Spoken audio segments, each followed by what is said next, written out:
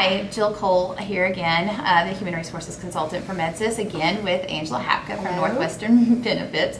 We are here to discuss your medical benefit options. So this is the second series of our three-part modules that will discuss your benefits during open enrollment. First part being Series 1, which discusses the open enrollment process as a whole, kind of going over the dates, what open enrollment is and all that. So if you've not watched that right now, I do encourage you to, if at anything at the end of this module, make sure you watch it, because it does have a lot of important information for you. But again, as I said, we are here to discuss medical stuff, which is very important to most people. So Angela, if you would just tell us about the plans that we have to offer the employees right now. Sure. The plan year does renew on June 1st, 2012, and Okay. it runs through the end of May of 2013. And MedSys is actually elected to continue with the 3 medical plans that were in place last year as well. Okay. They wanted to make sure that employees had choices available to them, both from a plan design aspect and from a cost perspective. So I think it's great that they decided to go ahead and provide all 3 plans at this point in time. Wonderful. Now, we do know that insurance costs are increasing. Yes. I don't think that's a big secret. Everything. We've seen everything on the news about insurance cost and overall cost for health care.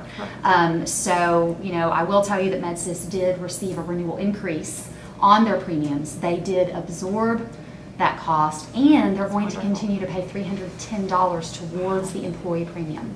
It's really nice. Yeah, it's very nice. We work with a lot of groups in the Dallas-Fort Worth area, and we see a lot of employers decreasing the amount that they are contributing. So again, MedSys is really trying to take care of their consultants and their employees. So 3 plans will be offered. Okay. And as you mentioned early, the benefit enrollment guide is really, again, the resource that you can access to see what those biweekly deductions are for you based on the contribution that MedSys is making.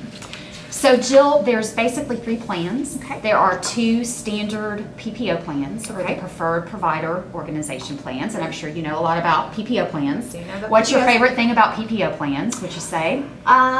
Probably, what I would say is probably different from other people would say. There are choices. You can go in or out of network. Right. It's all about choice and how much you want to pay out of pocket. You can stay in network and go to a provider that is contracted with the PPO that you're in, and it's at a reduced cost to you. Or you can choose to go to an out-of-network doctor, and again, you still have medical benefits, but is at a greater cost to you. Exactly.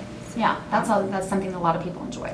And there's office visit copays. There are copays. Which People most are people copay like. dependent, yes. Yes, people like copays. So again, the first PPO plan has an office visit copay available for $20. So if you go just to see your doctor for a routine visit, flu, sinus infection, if you have children, you know how that goes. You're Absolutely, I taking do. those kids to the doctor a lot, you're paying that $20 copay for all the services that are rendered within the office visit.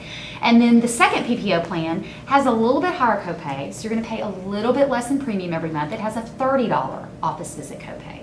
And then both those plans are also going to offer prescription drug copays. So when you go into the pharmacy to get a prescription, you're going to pay a lower copay for generics, Right. which we always suggest that you do that. And remember that a lot of pharmacies are going to offer generic drugs for $4 now. So you Right. can even do that and pay even less than your generic copay. And then you have a copay for a tier 2 and a tier 3. And can you explain what tier 2 and tier 3 Sure, for people don't know? that's a great question. Tier 1 is typically all of your generic drugs. Those are the drugs that are off patent, they are less costly to make, and therefore they're going to cost you the less out of pocket. Tier 2, we start getting into some of those brand name drugs, the drugs that are a little bit more popular, they cost a little bit more to make, maybe there's a little advertising involved, so you're going to pay a little bit more for those. And then tier 3, I really always tell people, whatever football and sports games that you watch on TV, if you see a commercial for prescription on those types of shows, then chances are those are going to be in the tier 3 of the drugs, and you're going to pay the most for that copay. Yeah, usually. And I usually say it's considered formulary. There's Yep, no other exactly. generic equivalent or anything like that. Exactly. So you are going to pay a little bit more. Exactly. Great. All of this information, by the way, is on page 5 of your handout, so you can follow along with us if you'd like. So Angela, can you tell me when the deductible year is? Yes. The deductible for all 3 of the medical plans with Blue Cross Blue Shield is a calendar year deductible for both individual and families. So your deductible runs from January 1st until the end of the calendar year. So for example, if you're on the $500 deductible plan now, with MedSys, and you remain on the $500 deductible plan, anything that you've already incurred towards that deductible will still remain in place, and then you have until the end of the year to satisfy the rest of it. The plan year runs from June 1st, 2012 till the end of May 2013. So it does get a little confusing. It does, yeah. But it is important to know that the deductible does run calendar year. So if I switch from the PPO to the high deductible healthcare plan, none of it transitions over, right? What I've already done. For the calendar year, it will. Oh, it does. For the calendar year, that's an excellent question. If you have satisfied $500 in the first PPO plan and you move to the $3,000 high deductible health plan, $500 deductible credit will go towards the $3,000 plan Okay. until the end of this calendar year. And then Okay. January 1, you start all over. That's good to know. Okay, thank you.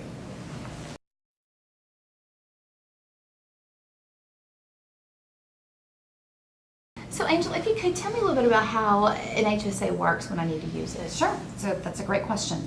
As a participant in this type of plan, again, that is one of the kind of education points behind participating in this plan is you are in a consumer-driven plan, and that basically just means that it gives you the ability to be more in control of your healthcare costs.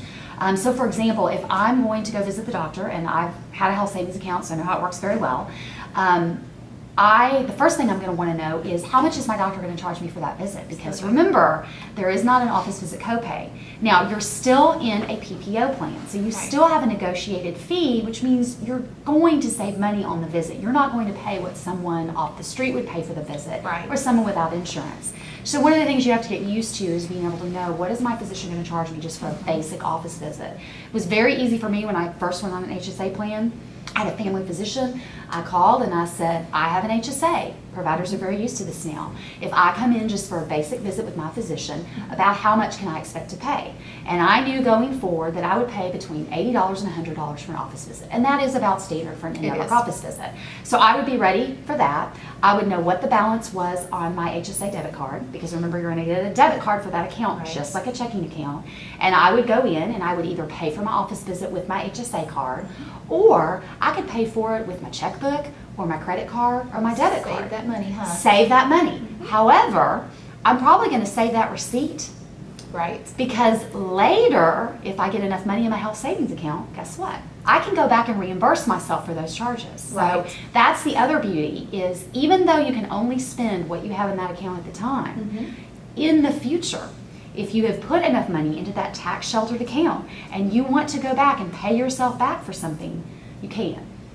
What a great feature. It's a great feature. So you just reimburse yourself, but you also need to provide an audit trail. You do. You want to just keep all of your receipts. Again, it is between you and the IRS and God. That's our favorite phrase about health savings accounts. It was very easy for me. I literally had a folder that said HSA 2011. Whenever I went to the doctor, I got back, stuck my receipt in there. When I got my explanation of benefits, that little sheet that you get from the insurance provider that tells you what was applied, I would put that in the folder as well. And that way I knew that if anybody ever needed to ask me what I might have used those funds for, I could access that folder. So it's very simple, but you do need to have some good organizational skills if you have an HSA, just to make sure.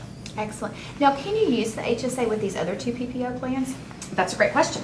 You actually cannot. Okay. One of the requirements of having access to HSA funds and even contributing to an HSA account is that you must have that high deductible health plan that meets all the qualifications that the IRS set forth. So the plan that MedSys has chosen is this high deductible health plan, which is going to be in the third column on page 5. That is the plan that is compliant with the health savings account. So you bring up a good question. If you ever want to change to another PPO plan, you can do that. You just can't continue to contribute into a health savings account. Okay. But guess what? You can pull your money out from your health savings account whenever you want, because it is your money once it goes in there. So can I use the money if I build up an account, my HSA money, and let's say I get off of it next year and I go to one of these other two PPO plans, can I use my HSA money on For these qualified PPO medical expenses, you absolutely can. You just can't continue to put that money into the tax sheltered vehicle indefinitely. The other thing that a lot of people don't consider is, yes, you can use that money now, but the great thing about the HSA, and really what it was designed for, is for future benefits. This is another tax sheltered vehicle that, even though you have restrictions each year as to how much you can put in annually tax sheltered, every year you start over. And again, it's not like a flexible spending account where that money goes away. It grows and grows and grows. So a lot of people are considering this for additional retirement accounts. Right. That they can take that money out for non-qualified medical expenses once they retire. All they do is pay the taxes on it, but they don't pay a penalty. That's wonderful. So I like to remind people it's not just for current use, it's for future use. And we do need to all plan financially for our future. This is another way to do that. Absolutely. And one thing I like about the high deductible is, for instance, especially those of you who may have children, I have one, we hit our deductible early every year because everything applies to our Right, deductible. everything applies. Our prescriptions, everything, and it's May, and we've already hit our deductible, so everything the rest of the year is 100% Right. paid for, Right. which is a beautiful feature. So I highly encourage you guys to make sure that you really look Yeah. into and consider the HSA, because not only is it cost effective for you, it really does work very well for families, even for individuals and Yeah. stuff. So It it's does. a great plan. And I do just want to remind everybody that there are also deductibles on the other two plans. Those deductibles apply for things like hospitalization, outpatient, MRIs, CAT scans, and things of that nature. So there are deductibles on the other PPO plans as well. It's just that they also have the copay. But I do like to make sure that people do know that there's deductible on all three plans. Wonderful. Now, will there be an FSA offering period? There is not a flexible spending account offering this year. Okay. Again, the HSA is a great option Okay. to put that money in pre-tax, and quite frankly, the health savings accounts are much more flexible than the flexible spending account, which is kind of unusual since it has that word in it. But for this year, there is not an FSA offering. Okay, wonderful. And lastly, when is open enrollment? Open enrollment is starting this week. Okay. And then everything that employees need to turn in to make any changes will be due on May 29th. Now, the great thing about the medical, as we talked about earlier, that all three plans are staying in place for the Wonderful. next plan year. So if you are already enrolled in one of these plans at whatever level, employee, employee spouse, employee family, whatever level, if you're going to keep that for the next 12-month period, you don't even have to complete a form. That's nice. Which is very nice. Yes. If you would like to make a change, then we will have a form available for you on the Paycom website. We have tried to condense that form as much as possible, so you have to fill out as little as possible. But you will need to complete that form and return it to MedSys if you do want to make changes to the plan design and or the tier effective June 1st. Okay, and that would be send it to vet by? By May 29th. That is Okay. the magic date. I want to make sure everyone knows that. Right. And again, if you have any questions, you've got Debbie Allen's information inside here, so feel free to contact her. She can provide you some guidance if you are kind of wondering about this HSA and if it's meant for you or not. Absolutely. So we do have a third module coming up. I do encourage you to make sure that you do take a look at it. We're going to discuss dental, life insurance. What else? Voluntary life is now insurance. available. We're going to discuss some other things. So please stay tuned for our third module, which is coming up soon. Thank you.